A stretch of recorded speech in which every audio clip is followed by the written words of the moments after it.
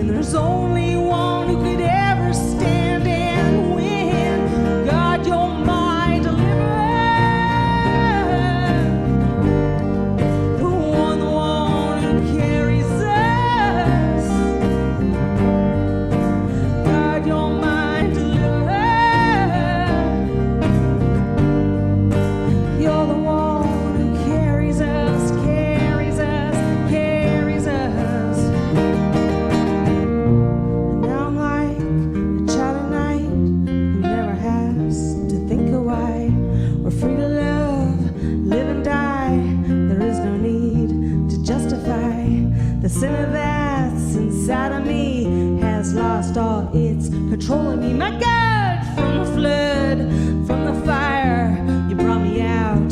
I am alive with a faith, just like a child. I'm not afraid.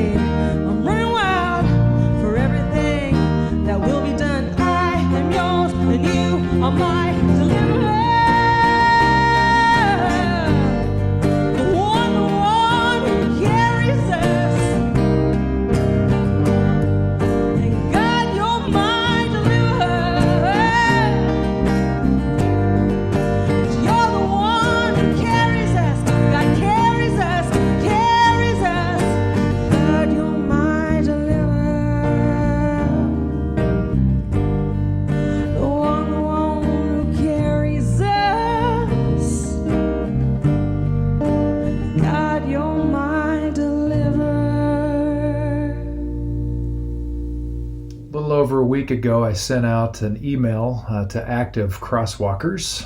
That's what we call people who call crosswalk home. Maybe you'd like to be a crosswalker too. I think it's kind of fun. Well, anyway, I sent out this email to our crosswalkers, and it was asking a question. It was letting them know that we're looking at opening up for Easter and beyond, and wanting to know where people's comfort level was with that, if they're totally on board for indoor or outdoor only, or I'm just not comfortable yet. And we've gotten great reply on that, which is why I'm confident we will be opening on Easter Sunday, unless something crazy happens, which who knows? It's still COVID year, right? But anyway, I also asked people to reflect on their year and to share with me what they've been through, because it's been quite a year. And we're on that 1 year anniversary where the first Sunday that I canceled services was a year ago now. And we've been through a lot, not just with COVID, but as a country. We've just been through a lot. And so I just asked crosswalkers to get back to me on what have they been through, what have been some of the hard things they've been through, and if there have been any positives, what have those been as well. Our own Andrea Langley wrote a beautiful reflection, and I asked for her permission to share this with you. This is what Andrea wrote. The most precious thing that COVID stole from me last year was the last 4 months of my husband Roger's life. It was gut-wrenching not being able to hug and kiss him and getting in only when he was in a coma. Grateful, though, for being with him for the last few days of his life here on earth. COVID also stole my family from me when Roger died, and is still doing that as we can't be together yet for his burial. I lost my freedom. No shopping, no socialization, no helping my neighbors. I was heartbroken with people losing loved ones, people dying alone, job losses, businesses closing, children losing their school community, the fraud in our systems. And then there was the political scene and the insurrection. I think one of the hardest things for me personally was losing the hugs. We all need human touch, so that was rough. The stuffed bears are just not doing it for me. What have I gained during the last year?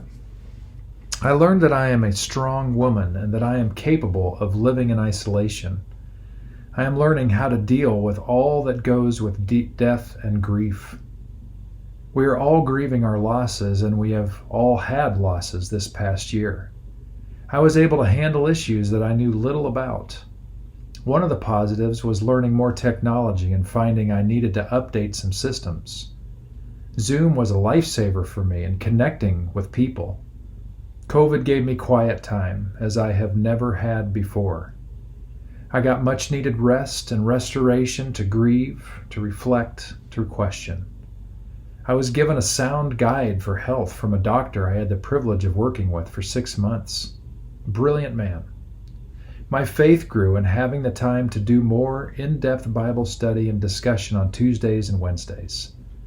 My faith also grew through the people that I came in contact with that I have never met. I was able to make new friends and connect with old ones via phone calls and correspondence.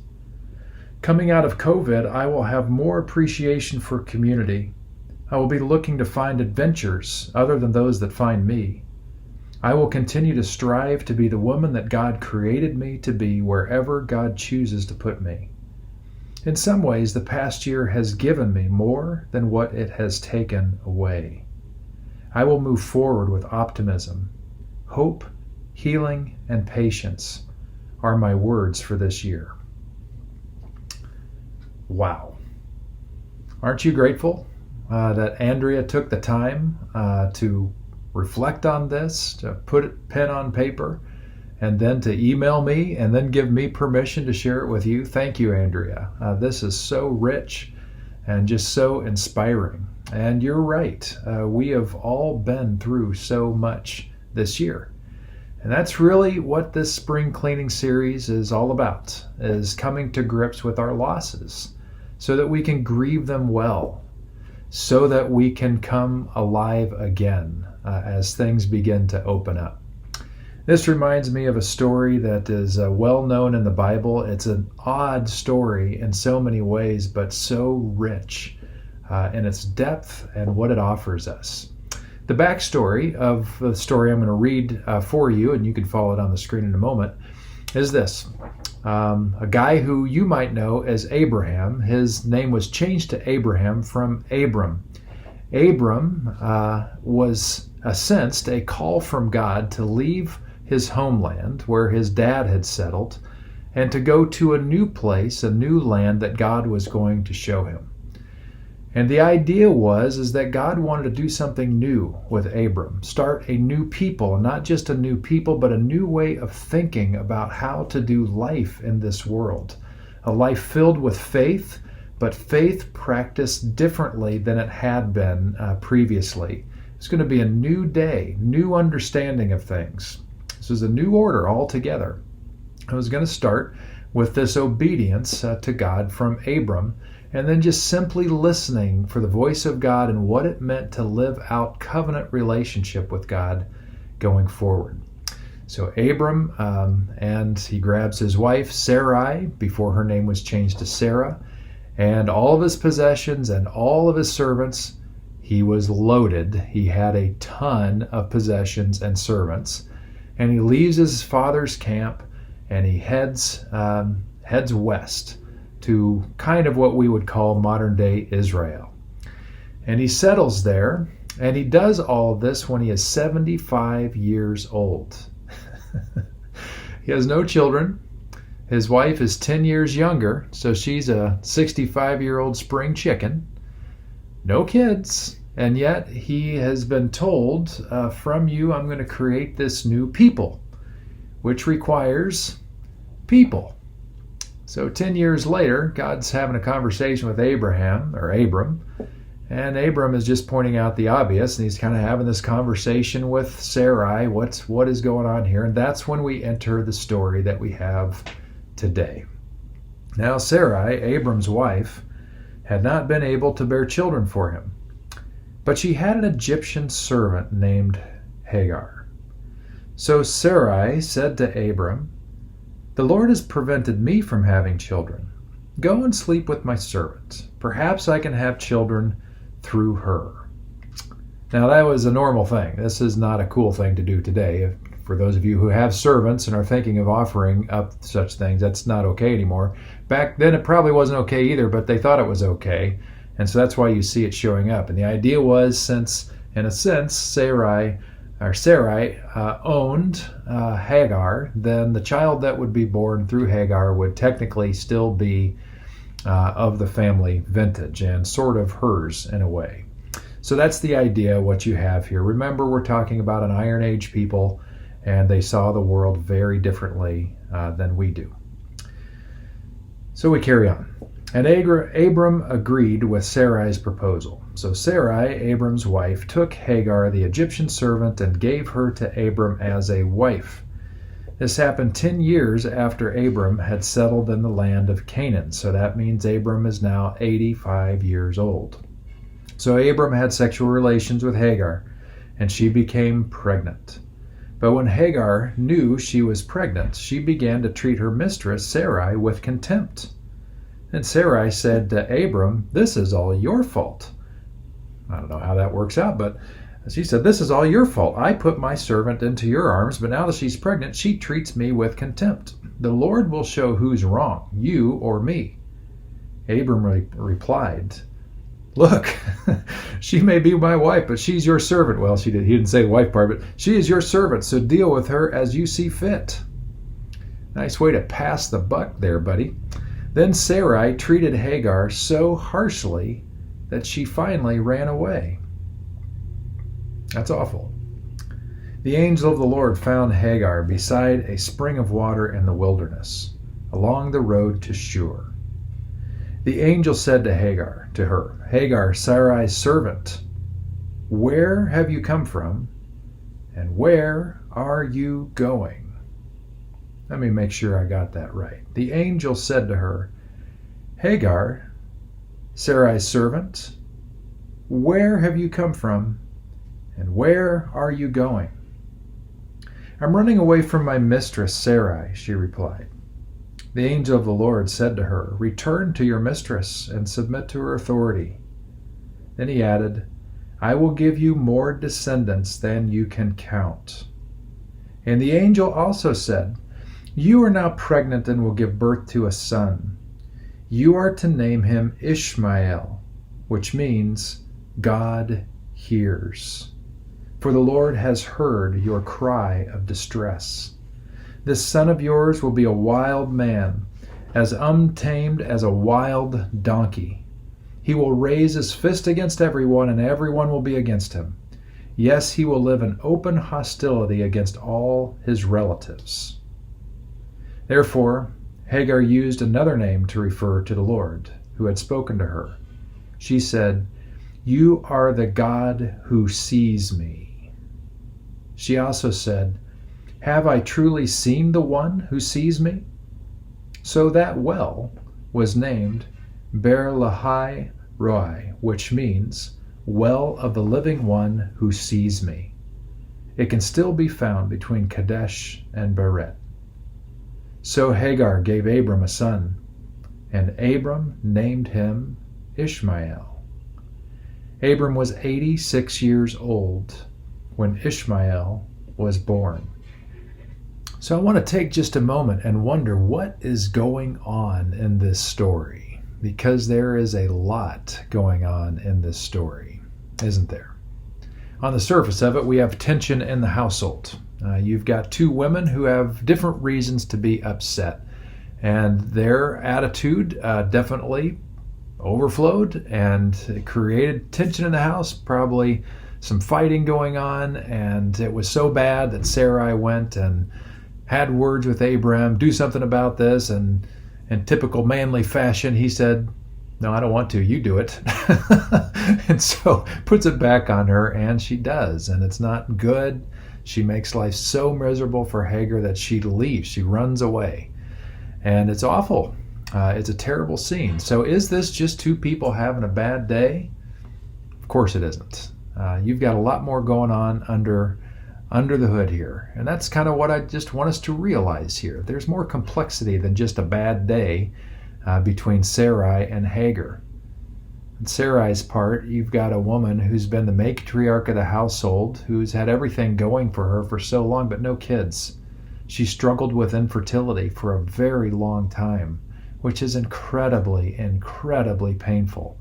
It's incredibly painful for women today who struggle with the same. And we're at a much more advanced time where women are treated with much greater respect and equality than they did back then. Back in that day, that was pretty much a woman's sole purpose in life, and how she determined her worth is could she produce kids for her husband. So for all these years, Sarai can't. And now there's this promise from God over their head, and she's like, what do we do with this? And by the way, this whole idea of, well, hey, how about Hagar? God never said the child was going to come through Sarai. So in the way that they thought about the world, this could have been just what they thought. And so then you got this added thing with Sarai, like, well, what did I do wrong? What is going on here? And then we don't know how long it took Hagar to get pregnant, but she got pregnant. And so what is that doing to Sarai? I mean, how's that? Man, I mean, this is just really, really hard stuff going on. And for Hagar's part, let's just put ourselves in her shoes for a moment. We're not sure how old she is, but I wouldn't be surprised if she's very young. I wouldn't be surprised if she's 14, 15 years old. And now she's voluntold, oh, hey, guess what? You're of that perfect, ripe age. You're at the prime of your life for childbearing. We don't have any kids. And so congratulations, we're going to make you kind of wife number 2 to Abram. Doesn't that sound great? You 14-year-old girl, you get to join hands with Abram, who looks great for 85 years old. That's terrible. Terrible. And like I said, we don't know how long it took for poor Hagar to get pregnant.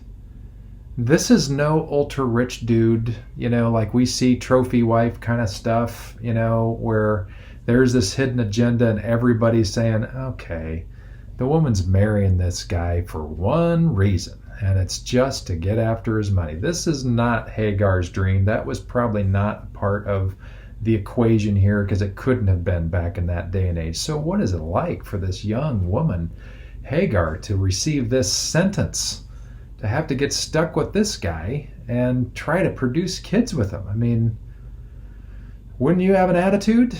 Yeah. And then she gets pregnant. I mean, it's bad enough to go through this experience, right? It's bad enough. This is not the dream. But then now you're pregnant. Now there's no walking this back. You can't undid this thing, right? And so that changes her trajectory. It changes her dreams. It changes what she'd had hopes for in the future. This is devastating. She was probably born into servitude. And so she didn't have a choice in her life. And now another choice was made, which was even worse. And now she's just struggling. And it overflows into whatever happened that day. She was having a bad day. Why wouldn't she have a bad day? Sarai's picking up on it because, of course she would, because she's having a bad series of days. And now you got all this coalescing, and it probably just went from bad to much worse. And now Hagar's like, I just can't, I would rather not be alive. I'd rather just be out of here. And so she makes her way out, not having any idea what the future's going to hold. And the reason why this story, I think, is so important for us to just think about and sit with for a while. And I'm scratching the surface. I invite you to think more deeply about, what is all this? What's happening here, and what's, in terms of dreams for both of these women. This is not the dream for either of these women. For all we know, Hagar had a guy, that she was pledged to be married to at some point, and they were going to do their own family thing because that would have been normal. So that dream, even if that wouldn't have been wonderful, better than this. And so all kinds of reasons for all kinds of things going on here. And I think it's important for us to look at this because the stuff that we're going through right now, 1 year into global pandemic, it is not just one thing. It is multi-layered. It is incredibly complex. And one thing feeds into the other and gets the other going. We don't have the same reserves that we normally would have had if it was just a global pandemic, but it's all the stuff. That's why I want you to take some time and wonder, what have we been through? What have been the losses that you've endured? And don't think entirely literally here. Like some of you are thinking, oh, well, my favorite frying pan wore out. I lost my favorite frying pan, and what a hassle that was to go to the store and put on a mask and buy a new frying pan. Hey, if you're mourning the loss of your frying pan, God bless you. That's fine, but I want you to think about other things like the anxiety that was produced by you having to go to the grocery store and look for a new frying pan. Because under normal circumstances, that would not be as much of an anxiety-producing experience. This is the kind of stuff I want you to think through. It's important. It was important enough for the angel of God to ask a similar question of Hagar. Did you see what the angel asked? By the way, do you suppose the angel was uninformed of where Hagar came from?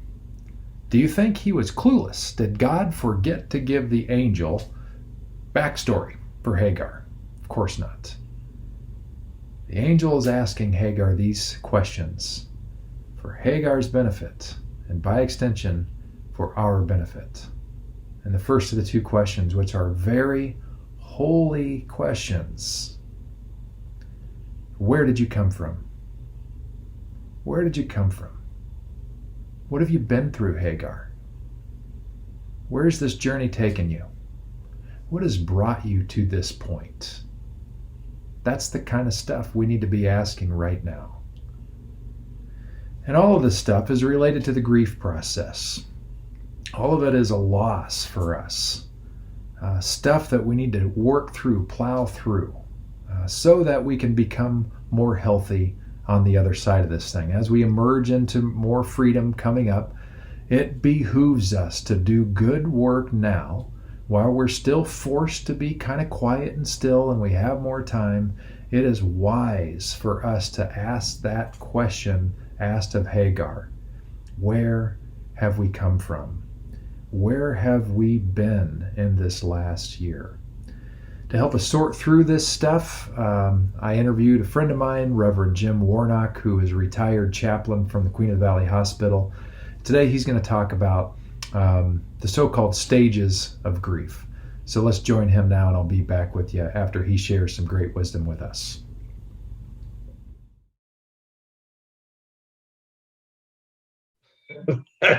Everybody got a copy of it, and it had this diagram of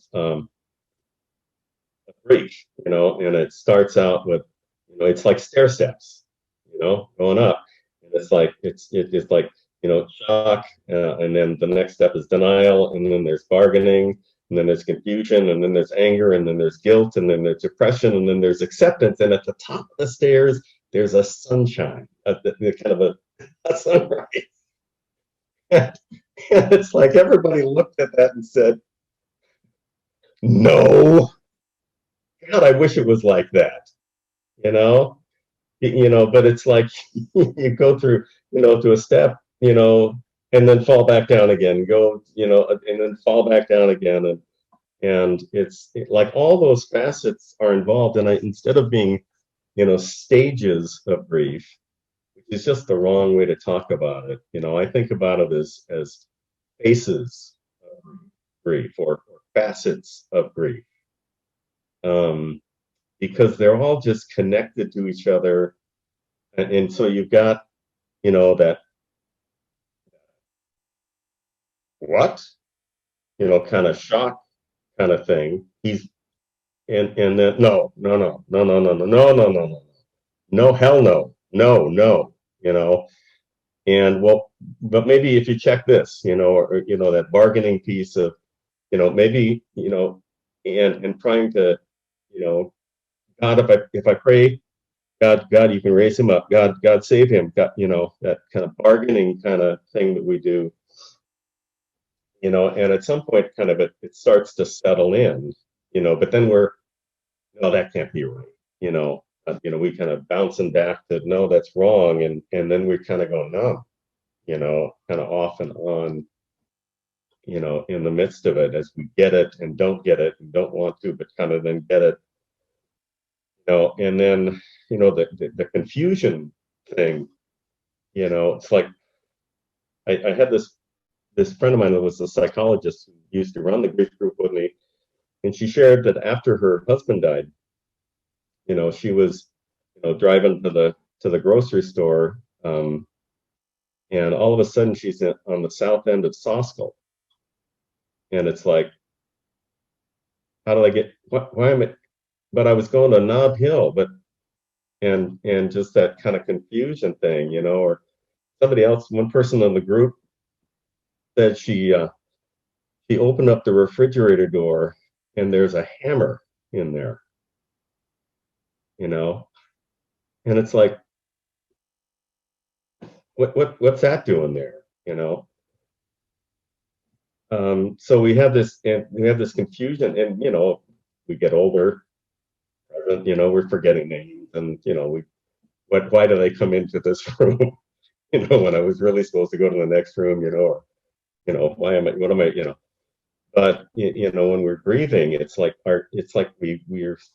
we've been so traumatized, that it's like we've had this spiritual, psychological bang on the head, concussion. We're just, we're confused, and that could be really frightening for people. And then, of course, the sadness that permeates the whole thing. And then the anger, it's like we're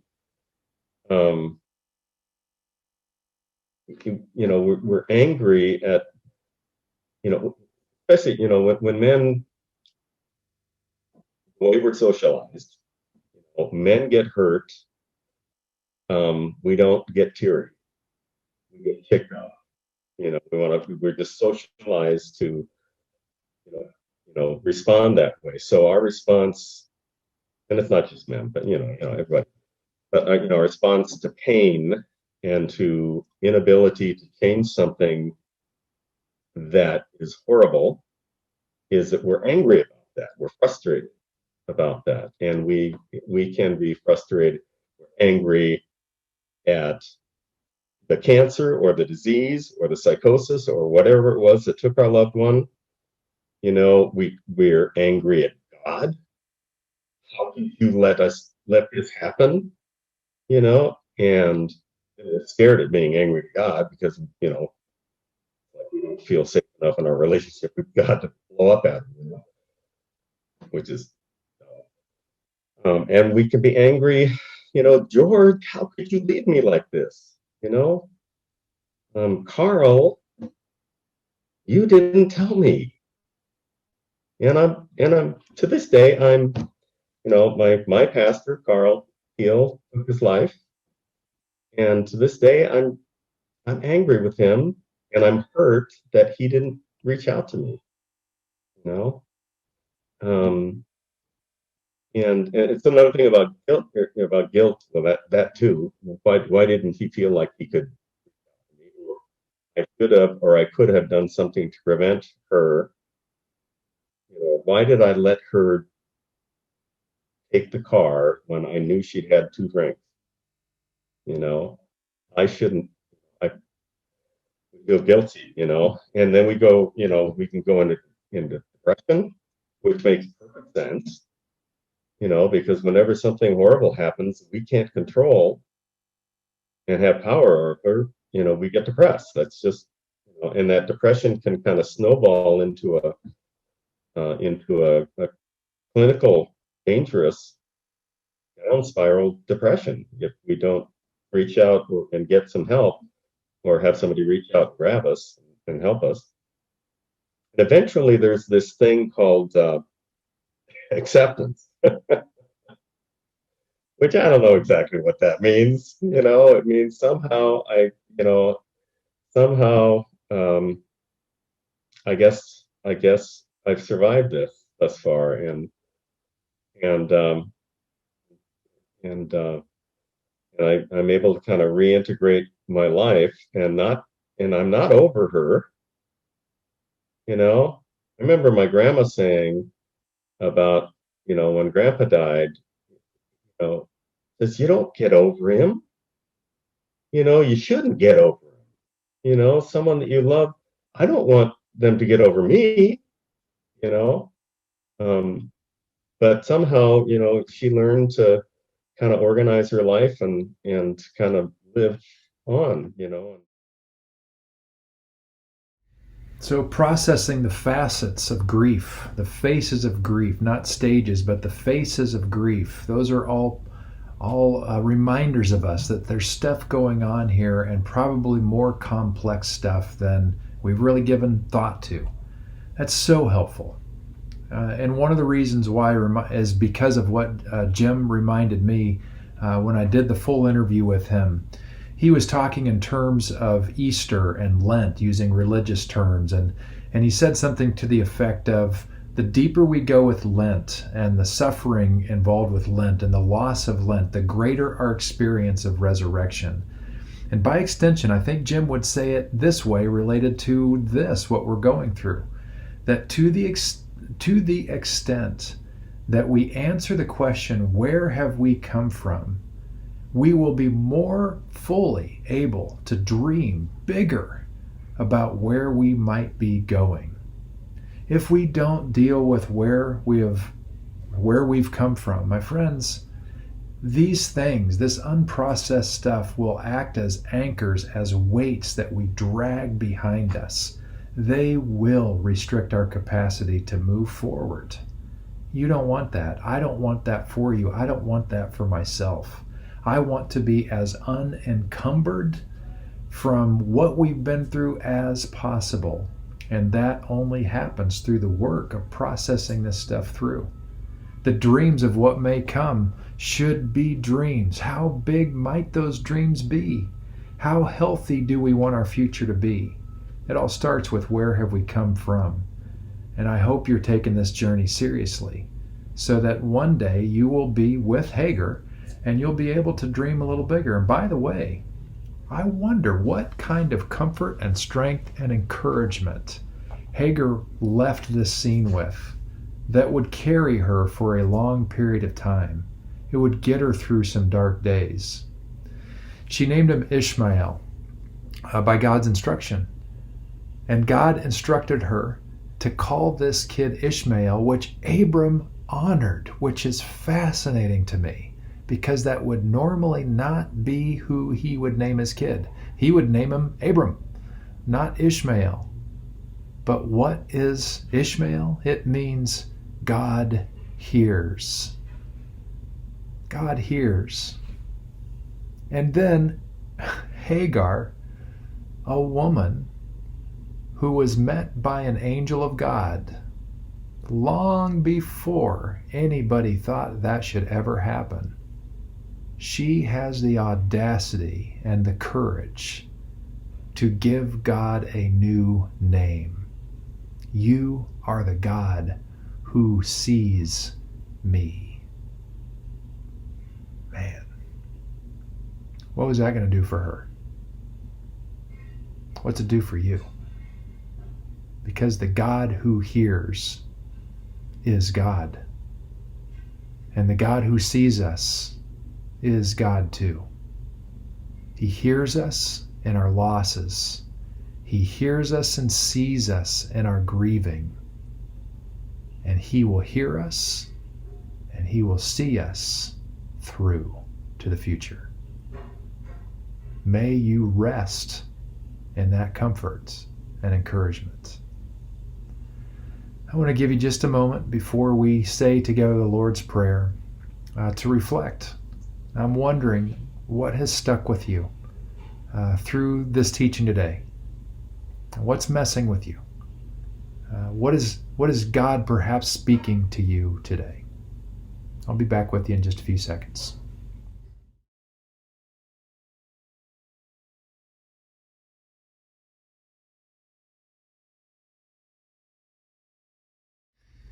You know, in a lot of ways, what we're going through right now is not that unlike what Abraham went through, minus a lot of the really weird, awful details. But he was asked to leave the comfort and familiarity of home to go into a new land. Well, we have been forced to enter into a new space that none of us wanted, none of us were asked to do, and yet we're here. And what is coming is going to be different. And yet we believe that God is with us and that the character and nature of God is good and loving and just, that this God who sees us and hears us will be with us. And so we pray the prayer that Jesus taught us to pray as a way to say, I'm in, I'm on board, and I want to be with you on the journey as you are already with us. So won't you say it with me together? Our Father, who art in heaven, hallowed be thy name. Thy kingdom come, thy will be done on earth as it is in heaven. Give us this day our daily bread. Forgive us our trespasses, as we forgive those who trespass against us. And lead us not into temptation, but deliver us from evil. For thine is the kingdom, and the power, and the glory forever. Amen. Thanks for joining us on this journey. Hope you have a great week. We'll see you here next week for session 3 of our spring cleaning series. Thanks.